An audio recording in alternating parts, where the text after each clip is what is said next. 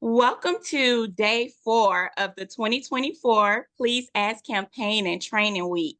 I am Aniqua Acree, the founder and executive director of Journey to Self Inc. And y'all, I cannot believe we are already getting ready to wrap up with day 4 of our annual Child Sexual Abuse Awareness and Prevention Week. So far, we have uplifted the journey of 3 adult survivors, and I look forward to continuing this healing wave, right? By introducing you all to our day 4 speaker. Everyone, please meet Mystiika. Hey, Gray. Can you please, Hey. yes, can you please introduce yourself to our viewers by sharing who you are and why you agreed to bring awareness with me today? Yes. So I am Mystiika. I'm a gender fluid practitioner, community leader, and I am the founder of Spiritual Welfare Inc. So I'm here today because I'm deeply passionate about creating accessibility to holistic wellness and healing in the vulnerable and marginalized populations, as well as sexual abuse is a topic that I feel is plaguing our society and is a silent killer. I feel like most people, including myself, have survived some form of sexual abuse, but due to fear, shame, most people never receive healing. I watched many people disconnect from themselves, survive in pain. Like I've watched a lot of elders pass away, and it is Wow. really disheartening and sad because you just know it's because you have went through so many different trials and tribulations and you never spoke up about it. You never had the space to feel and heal, and their bodies stored it, and ultimately it crumbled and they disconnected. And then you watch a lot of young people also in the same aspect, dating people, going through all these different cycles of self-harm and oppression towards themselves because of this one topic that we can't seem to, as a society, talk about and normalize as, hey, this is a thing that happens to most people. It needs to be unpacked so that people can be free and live in Right. liberation and not in pain the way that they have been. Mm. Listen, I want to start off by saying you are so magical. Literally, like I love your healing content. I am so glad that I came across your page on Instagram and just all the amazing things you're doing because literally everything that you put out promotes this sense of just self-awareness, right? And so I truly Mhm. appreciate it. And I could not start this conversation without expressing that gratitude to you. And yes, I do want to jump right in because I recently saw a post that you put up and it was about somatic trauma. And so, can you talk to us a little bit about somatic trauma and exactly what it is? Yes. First of all, thank you for affirming and the love because that keeps me going. But yeah, I am deeply passionate about somatic trauma. So, somatic trauma basically means trauma that is stored in the body. Somatic means body. And what most people don't know is like when we're going through a traumatic experience, our body and brain is communicating with each other the entire time. It's trying to help us survive. It's not thinking about processing. It's not thinking about the pain. It's not thinking about the situation that's happening in front of us. It's thinking about surviving. So Mm, our brain then literally alerts our body to go into survival mode, which we right. know is flight, fight, freeze, response. When we're in a traumatic situation, it looks like pleasing the person so that we can survive. And that one comes with a lot of different shames and things that, we also need to unpack as a society. But either fleeing, running from the situation, fighting. But the thing is, we don't have control over what those responses look like. Our body and brains decide whichever one is going to help us survive, that's the one we finna do. And Right. then later on, we come into our own reflections, and that's when we start to have the mental turmoil of like, I wish I would have done this, that, and that. So this traumatic situation has happened. We haven't processed, we haven't felt it, but our body is like a mini recorder and it has recorded all the feelings that we want to feel and should have felt, and it's recorded all the experiences in our body. So as Right. we're getting older, people think aging and like getting older is just like a normal way of life, but reality is no, this is trauma that's been stored in our body, and it's because our body has to shift outside of its normal functioning to hold this trauma so that we can survive. that now we're feeling all these aches and pains. Now we're experiencing Right. diseases. Now we don't know how to be in relationship with folks. Mm, But that somatic trauma that's stored in the body, usually in our hips when it comes to sexual trauma, is literally pain that wants to be felt, pain that wants to be released. And once you start releasing and healing that somatic trauma and allowing yourself to experience like what those emotions were after going through that right. traumatic situation, you start to feel free and liberated. You start to realize you are not aging. Like you can be flexible, you can move, you could do the things that you was doing as a kid, but you do have to go into the body and feel those pains that you didn't feel when you were going through that traumatic situation. Oh, wow. That makes so much sense. And I think it's so important, that we uplift this term and bring awareness to it because what I've realized from my own personal experience is that when you've experienced something like child sexual abuse or just sexual abuse in general, you Mm-hmm. have this somewhat detachment, from your Mm-hmm. physical body at some point during your journey. And so you just connecting that, right, and bringing it all to the forefront is so important. And this is literally like what the third year that I've been doing this Please Ask campaign. And most of our speakers have been women or just individuals who identify as women. And so I know that child sexual abuse affects all genders, right? Yeah. But do you believe that gender role at some point plays a part in someone being more susceptible Oof. to experiencing sexual abuse? Gender roles, me and gender roles got to fight.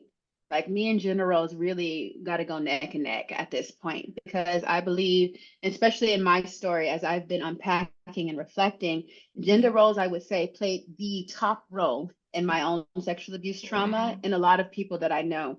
I think back on how like I was raised and I was raised with this dad who was super toxic masculine, super Yeah. into the gender roles that were imposed on him, never really talked about the things that he went through, never really expressed the emotions, came from this, huge ego place. And then there was the mom that I grew up with who's just like kind of docile, kind of just in the winds, just allowing this person to just do exactly what he wants to do. And then I think about how we raise children. We tell Mm-hmm. children, little boys, they can't feel their emotions because if they feel their emotions, they're weak, they're gay, when sexuality and gender are two different things and aren't Right. interlinked. Speak But we're on it. told they have to be the leaders, they're stronger, they're protective, they have to do all these different things. We teach children that at a young age. We don't Right. teach them how to self-regulate, we don't teach them how to handle rejection, we don't teach them anything like that. But then we teach girls on the other hand, if you because we everybody gets the gender thing as a kid, Right. you're male, female, don't matter what you are, Right. you get these two constructs. So then we tell little girls on the other hand, you're weak, you're too sensitive, you're supposed to obey the man, you're supposed to do all these things under. You're not seen as your own person, you're not allowed to Right. have your own boundaries, you're not allowed to express your sexuality. All of your sexuality and existence is in relation to this man. That is it.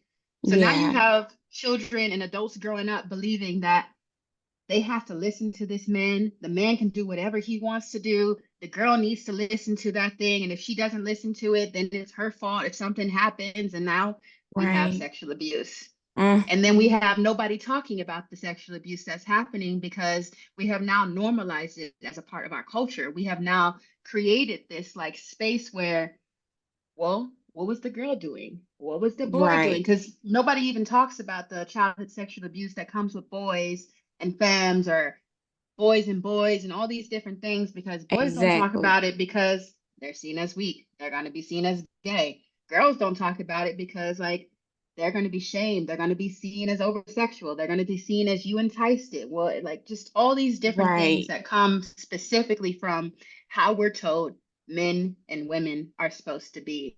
And we tell Yeah. children these things at a young age. And so when sexual abuse happens, it's normalized. It's a thing that's Right. supposed to happen because like that's what our parents went through. That's what the grandparents went through. It's a rite of passage at this Exactly. point. Gosh, and it's so interesting because I've personally met several male survivors, right? And usually they never agree to like come online with me and share their Oh, journey and yeah. uplift what they went through. But what I did notice is a lot of times when I am speaking with male identifying survivors, they're usually like not really aware that what they experienced in their childhood was Yeah. actually sexual abuse. You know, like Yeah. either their parents or whatever other male figure was in their life are like high-fiving them or congratulating them on something Yes. that they experienced that they should not have experienced at the age that they were. Oh. So it's so interesting when I sit back and think on that. I think you were about to say something. Did I cut you off? Yeah, because I'm like, we gotta unpack, we gotta talk about that one a little bit deeper Right. because I just think about how many boys, like you ask them, when did you lose your virginity? And their age is always super young and it's So always like young. elementary, middle school. And then you ask them the story, and it's usually some like older femme, older Exactly. woman, or like some, they Yes. usually don't talk about it if it's a guy. Like if it's a boy on boy, it's usually never talked about. But when it's a Right. female, we're hyping it up. We're talking about it. Everybody, the So boys think true. this is a good thing. And the rest of us are sitting here like, you know, you were preyed upon, right? You know, that was a Exactly. predator, right? And like, I think that's something else that goes into the gender roles is like, I've met so many people, femmes on femme sexual abuse happens. And it doesn't get Yes. talked about, just like So true. masculine on masculine sexual abuse doesn't get talked about because like we don't talk about how in our same communities, just Right. like the Mm. man and the woman, like the man is going to perpetuate, the girl also has a cycle of violence that can also perpetuate at the same time. And she can also just as dangerous as a So man true. can, but it's not talked about. And I feel like it's so under par and underreported that I feel like a lot of people don't even know how to heal from that type of sexual abuse because we're told like femmes are like our mothers and like they could do no Right. wrong and all these different Yes. things. And then you got a generation of people that's just messed up. So true. It definitely has such a profound impact on the healing journey. And I know personally, right? Going back into more things that I've noticed, healing is continuous. Every time I commit, right, to showing up for myself. And lately I've been doing this by just restructuring some of my thoughts, Oh, removing limiting beliefs that have been put on me, you know, whether it's from gender roles or just how I've grown up and the environments that I've experienced yeah, during my childhood. My entire foundation has changed, right? The more work I man. put in, the more I commit to healing, it's like, whoa, shaking the gravel underneath my feet, but Okay.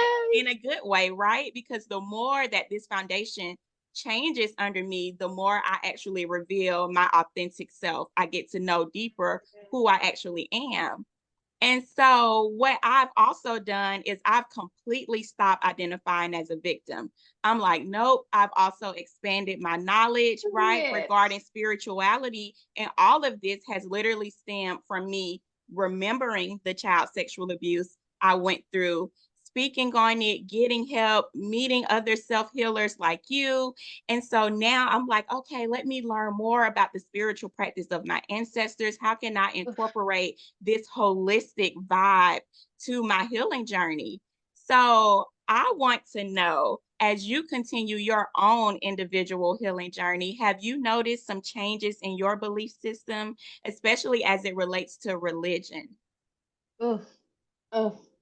Like like everything you were saying, I'm like, man, yes, Right? because ancestors got me. Ancestors are just like, no, baby, we gonna do this differently this time. Like Right. we're not gonna do this the same way. We're not gonna keep doing it. I just like probably most every black person in America, Yeah. I definitely grew up in a Christian household and Yes. like, but as a Same. kid, it didn't make sense to me. I was a fighter as a kid. I was like, it's not making sense. I'm not Right. understanding what's happening. And so I feel like I already had that kind of resistance, but obviously I was still wanting the love. So I knew that I needed to conform to some sort of Christianity. But I feel like Christianity and sexual abuse, there's a link there that needs to be talked about. Yeah. We don't really got the time capacity to really go dive into that one. But I feel like as I continue to get older and I continue to do my own healing work, and as my ancestors pulled me in, I feel like I'm starting to now really come into myself and really see that this journey, this sexual abuse that I experienced has Mm. been ancestral. It's not Yes, just about me, but it's about yes, all of my ancestors who also experienced this same so tragedy, but true. never got the chance to feel liberation, never got the chance to express their truth. Like Right, my whole way of living now is completely different from how I was living as a kid, how I was as a teenager, how I was as a young mhm, adult. Like I'm still in my 20s, but the way that I look at stuff now is through a very expansive lens. I look at things right. where it's just like it's deeper than me. It's not just Mm, about my story, it's about the humans on this planet and how they're going to be affected by the things that right, I say and the legacy that I do and the knowledge that I put out there. But then I also take it into my ancestors because I'm like, I know I'm not leading the way. I know I'm just the vessel here as a human, helping people put the knowledge out there so that they can heal. But I think about my right. ancestors that are connecting me with people like you so that we can put this information out there. Yes. Like, I don't know if I'm answering the question because I'm thinking about all these different No, things, yes, spirituality. you I'm like, definitely hit those points. And it's crazy because I always say that my spiritual journey, right, started around 2020. I always consider that to be my wake up year personally.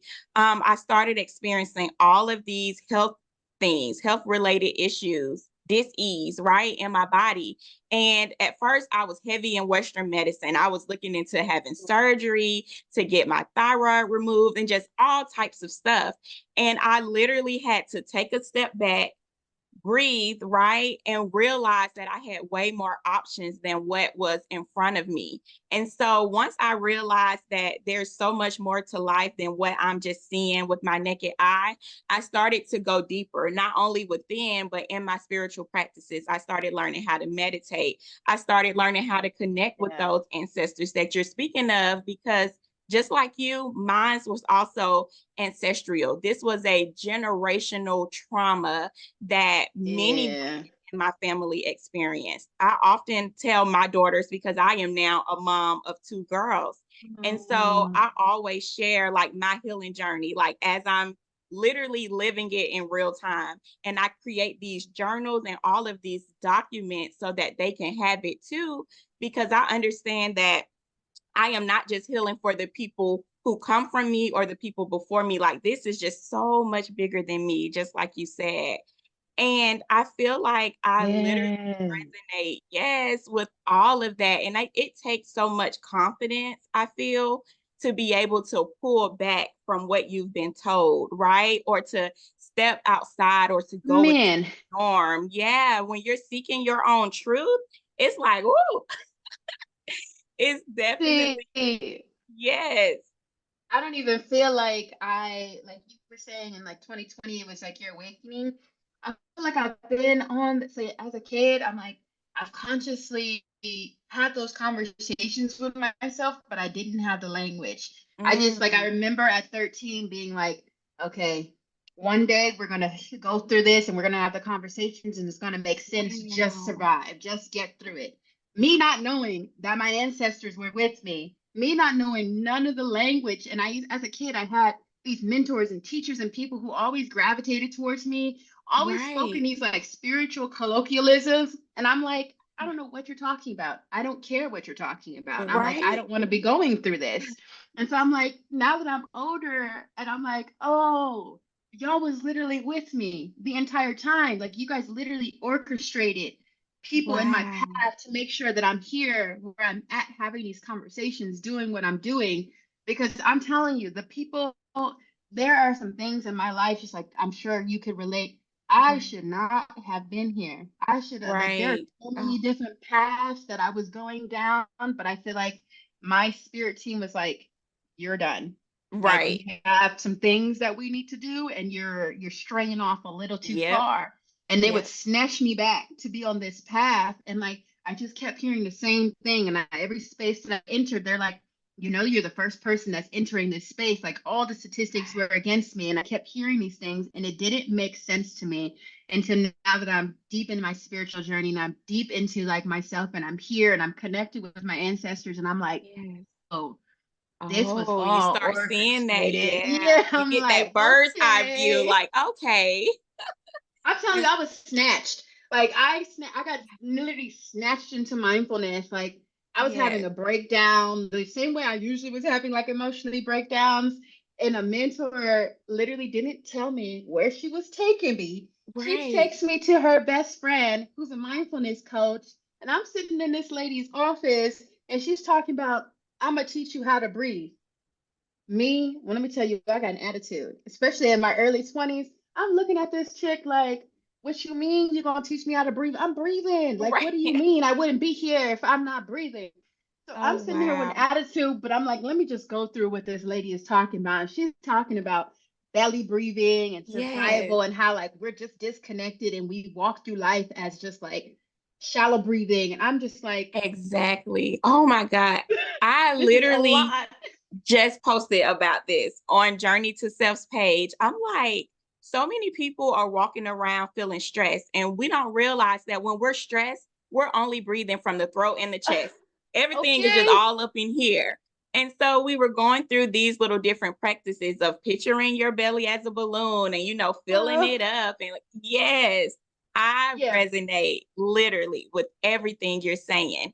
And when you get that wake up call, right? When you get snatched back into Damn. alignment, into where you need to be, you start seeing all of these truths.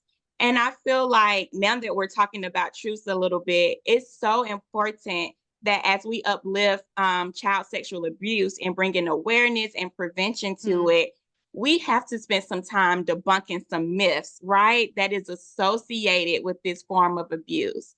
So while I have your time, are there any myths you would like to uplift today that's related to child sexual abuse? Oh, yeah. So there's Yeah. one in particular that I just feel like just needs to be talked about.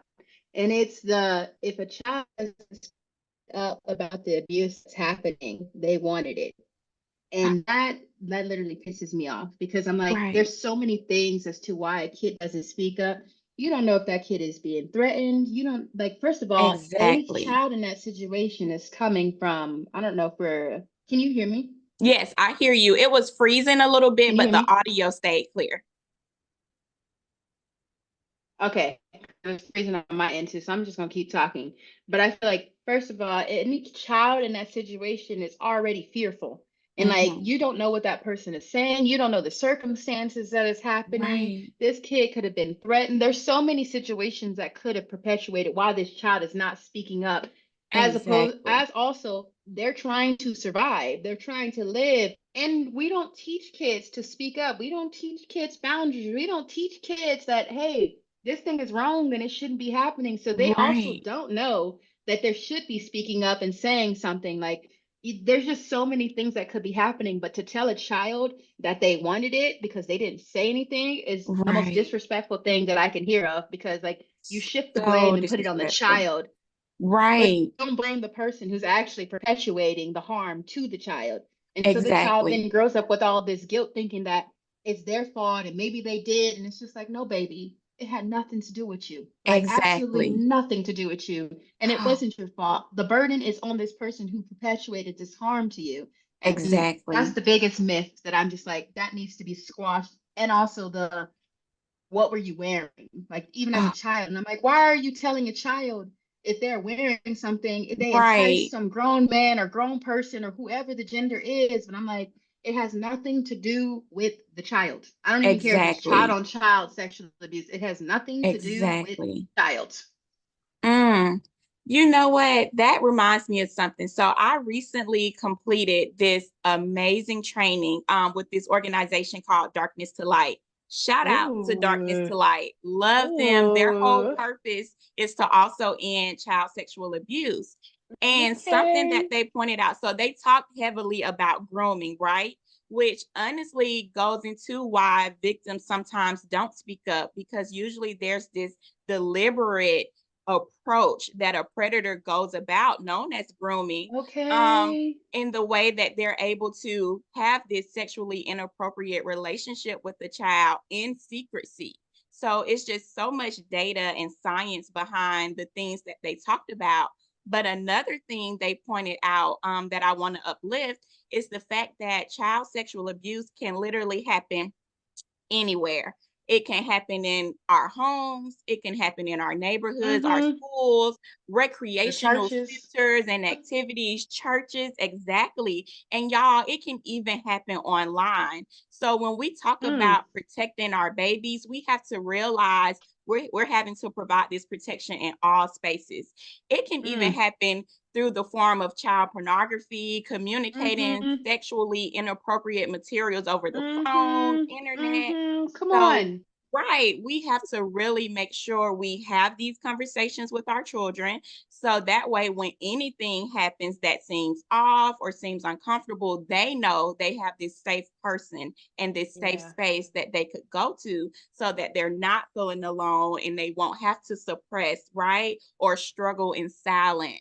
So I also wanted to just piggyback on that and talk Mm. about the places in which this abuse is happening, because sometimes people have these misconceptions that they create regarding just sexual abuse, especially child sexual abuse. So Yeah. thank you, yeah, for pointing out all those myths. And now, what are some choices you believe we can actually make, as the adults, right, to aid Mm. in protecting children from sexual abuse? I love this question because I'm like, there's so many things as adults that we can do. And Yeah, it start with teaching children gender is a construct and like the right. gender roles, we got to eliminate that. We got to Yeah, teach children that sexuality is normal. First of all, our sexuality and gender are different, but also like every human being experiences hormones. Every single human being is going to like have sexual feelings.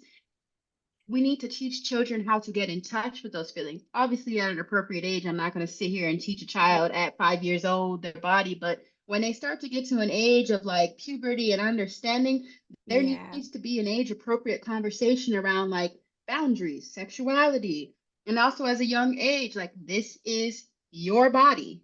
No one is right. allowed to touch your body and what So that looks true. like, and really explaining to children they have the autonomy and control over themselves. And if anybody tries anything, here are the steps that you go through to make sure that this person Exactly. is receiving the consequences that they need to. And then also, I feel like we also can teach children how to self-regulate because I feel like oftentimes like children, adults, children that turn into adults don't know how to self-regulate, don't know how to even access the emotions So and the feelings that they're feeling, that if something even happens, they can't tell you what's happened because they right. don't know the feelings or don't have the words to associate like, Mm, hey, my body is literally saying like this thing doesn't feel good. It doesn't feel right. right. But they don't know because they've been disconnected from their bodies because they haven't been taught to connect to their bodies and they haven't been taught how to process and express their emotions and the feelings that they're feeling. In addition Right. to, we also need to teach children how to speak and express themselves in ways that is just like assertive and that's going to get heard and listened. We need to teach Right. them holistic safety ways of communicating and not just the Western ways of like protection because oftentimes our government and those things are also a part of the issue. So it's like, Yeah. who are the people in your family? Who are the teachers that you can talk to? What are the holistic ways that you can get in touch with yourself? We also need to have those ancestral conversations and get them in touch with their spirituality because it's like, yes, as a society, we don't really talk about how protection can also come from our ancestors. And so I feel like I just feel like Right. there's so many Oh, different things that we can do to protect children to become those healthy adults, but also so we can prevent child sexual right. abuse from happening as a whole, in Yes. addition to having them conversations in general about like what it is and like how the Exactly. cycle of violence perpetuates and talking about somatic trauma and then giving children the tools to process through their body too. So true. Yes, yes, yes to everything that you said. And it's so important, as you pointed out, to have these age appropriate conversations. And so my youngest daughter, she's 4. And I actually have already started having these body safety conversations with her. And shout out to Period. our children book authors because we have so many melanated Yes. women and writers out here who are creating these Yes. body safety books. And it has helped me so much in my Right. motherhood journey, talking to my daughter, helping to build her confidence, connect her to her inner voice, and have her set those boundaries and even practice setting them around our house, right? Like, no, mommy, I don't really want you to moisturize Yes. me right now. I want to do it Yeah. myself, and just different things like that. So it literally comes full circle. And also, these writers have helped me just with J2S. So I don't know if I shared this with you, but I go to these like early childhood learning centers and I get to do this power Oh. of affirmation classes where I get to teach the power of affirming, how to create an affirmation, how to use it. We do this arts and crafts. Oh. And then I get to read, right, from these books to let them know that one, we Oh. have these caring adults around to like uplift you and protect you and listen to you. But here are the ways too that you could do this, like whenever you're on your own.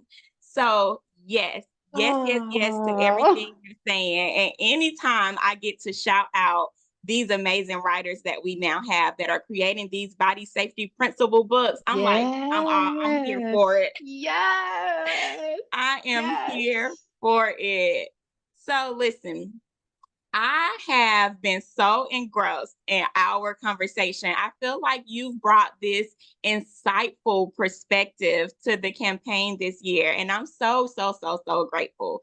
And of course, we know that adult education, right? And this conversation that we're having right now is a great starting point when it comes to protecting children and truly seeing child sexual abuse come to an end.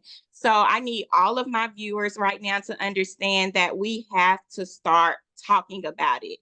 If we keep pretending it doesn't exist, if we keep acting like child sexual abuse is this taboo topic, we're never going to see it come to an end because you can't fix what you don't acknowledge. So let's make sure Okay. we continue, to have these conversations. And as we wrap up this talk today, can you tell us what are some healing techniques and tools that you have personally used to reconnect with your body after experiencing Yes. sexual trauma? Yeah, so I have quite a few tools that I am grateful to say that I have quite a few tools that I use, but Yes. my go-to is moving the body. I Mm. am a fan of yin yoga. So yin yoga is a form of yoga that is very slow and intentional Wow. and focuses on the breath. So for someone who has experienced sexual abuse trauma like you and I and other Yeah. people, yin yoga is going to allow for those traumas and those emotions that are stored in the body, mainly in the hips. Our emotions when we Wow. experience sexual abuse trauma stores in the hips.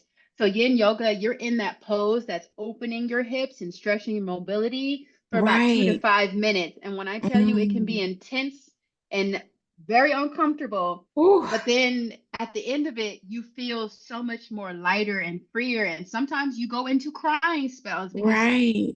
those emotions are just there. You don't even know what you're crying about, but you have this release. And so I try to stretch Wow. and do my little yin yoga and like move my body. I'm really also into fitness and like moving, and not because like, you know, I need to look some certain type of way, but I Right. move my body just because trauma is stored in the body. So I Yeah. also want to reframe how my body, my relationship with my body, because most Mhm. of the time I wasn't connected to it. And so now I'm like, now I'm in this great gratitude relationship with my body where it's just like, yeah, my body can hold me up. Yeah, I can get through Right. these like tough exercises. Yeah, I can sweat and it can do its normal functioning. And so I love some Love it. exercise.